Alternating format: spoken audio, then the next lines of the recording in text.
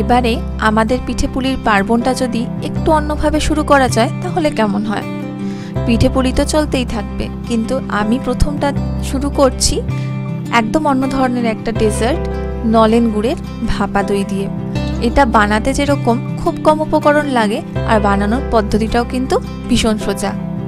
এর জন্য আমাদের লাগবে জল ঝরানো টক দই। তো তার জন্য আমরা একটা বোলের ওপরে একটা ছাঁকনি নিয়ে নিয়েছি, আর এবার এতে দিয়ে দেব 1.5 কাপ পরিমাণ টক দই। এটা ফুল ফ্যাট টক দই হলে খুবই ভালো হয়, আর যদি এরকম টক দই হয় তাহলে পরেও অসুবিধা নেই। যতক্ষণ না দইটা থেকে পুরো জলটা ঝরে যাচ্ছে ততক্ষণ আমাদের অপেক্ষা করতে হবে। আর জলটা ঝরে যাওয়ার পরে কিন্তু এর কনসিস্টেন্সিটা অনেকটা ক্রিম চিজের মতো হবে। জলটা এই বোলের মধ্যে সেপারেট হয়ে গেছে। এটাকে ফেলে না দিয়ে এটা দিয়ে আপনারা রুটি বা পরোটার জন্য ময়দা মাখতে পারেন, তাহলে ভীষণই সফট হবে। আমি একটা পরিষ্কার বোলের মধ্যে ওই জল ঝরানো টক দইটা নিয়ে নিলাম। এবার একটা হ্যান্ড হুইস্কের সাহায্যে এটাকে খুব ভালো করে ফেটিয়ে নেব। ফেটাতে ফেটাতে কিন্তু এর কনসিস্টেন্সিটা অনেকটা ক্রিমের মতো হবে। দেখুন কি সুন্দর একটা সফট পিক ফর্ম করছে। ঠিক এই অবস্থাতে আমি এতে অ্যাড করব ফ্রেশ ক্রিম। 1.5 কাপ পরিমাণ টক দইয়ের জন্য আমার লাগছে 3/4 কাপ পরিমাণ ফ্রেশ ক্রিম। ফ্রেশ ক্রিমটা দিয়ে আবারও এটাকে ভালো করে হ্যান্ড হুইস্কের সাহায্যে মিক্স করে নিচ্ছি যতক্ষণ না জিনিসটা পুরো মিশে যায়। এরপর দেব 1/4 কাপ পরিমাণ কনডেন্সড মিল্ক। কনডেন্সড মিল্কটা দেওয়ার জন্য এতে অটোমেটিক্যালি মিষ্টি মিষ্টি ভাবটা আসবে। আর এটা দিয়েও আবার ভালো করে মিশিয়ে নেব। কনডেন্সড মিল্কটা এতে মিশে যাওয়ার পর আমাদের যে কি ইনগ্রেডিয়েন্ট মানে গুড় সেটা দিতে হবে। আমি এখানে 1/2 কাপ পরিমাণ পাটালি গুড়কে একটা গ্রেটারের সাহায্যে গ্রেট করে রেখেছিলাম। তো এবার সেটাকে ভালো করে এর মধ্যে মিশিয়ে দিচ্ছি।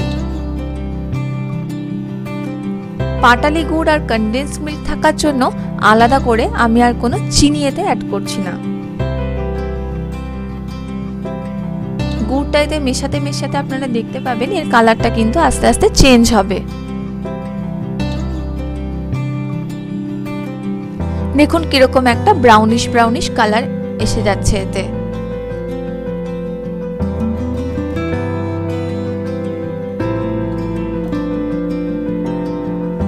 আর এর টেক্সচারটাও অনেকটা স্মুথ হয়ে গেছে। গুড়টা পুরোপুরি এই ব্যাটারের মধ্যে মিশে যাওয়ার পর এবার হচ্ছে ভাপানোর পালা। আমি এখানে ছোট ছোট 4টে সেরামিকের এরকম কাপের মতো নিয়ে নিয়েছি। আপনারা চাইলে এই জিনিসটাকে টিফিন বক্সের মধ্যেও নিতে পারেন। তার জন্য টিফিন বক্সটাকে একটা প্রেসার কুকার বা কড়াইয়ের মধ্যে জল দিয়ে তার উপর একটা স্ট্যান্ড বসিয়ে তার উপর রেখে লো টু মিডিয়াম হিটে ঢাকনা দিয়ে 30 মিনিটের জন্য কিন্তু ভাপিয়ে নিতে হবে।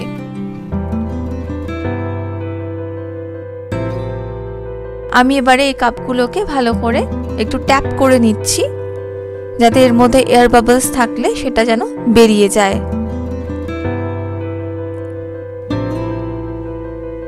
সবগুলোকে এরকম করে ট্যাপ করে দিলাম।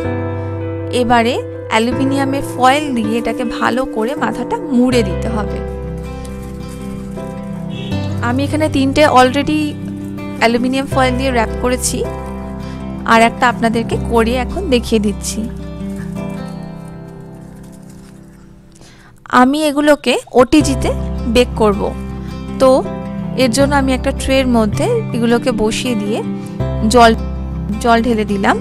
আর আমার ওভেন কিন্তু অলরেডি 170 ডিগ্রিতে 10 মিনিটের জন্য প্রিহিট করা আছে। এবার আমি আরও 30 মিনিটসের জন্য এগুলোকে বেক হতে দেব। এই প্রসেসটাকে স্টিম বাথ প্রসেস বলে। আর ভাপানো হয়ে গেলে ফ্রিজে রেখে এগুলোকে একদম ঠান্ডা করে নিতে হবে। আমি ঠান্ডা করার পরে আপনাদেরকে একটু খুলে দেখিয়ে দিচ্ছি যে এটা কেমন হলো। দেখুন কি সুন্দর, একদম ওপরটা পুরো প্লেন হয়েছে আর জিনিসটা সেট হয়ে গেছে সুন্দরভাবে। আর একটাও আমি আপনাদের সামনে খুলে দেখিয়ে দিচ্ছি, তাহলে আপনারা বুঝতে পারবেন এটা কিরকম হয়েছে। এই দেখুন উপরটা কিন্তু সারফেসটা একদম প্লেন আছে। এগুলো কিন্তু এবার সার্ভ করার জন্য একদম রেডি।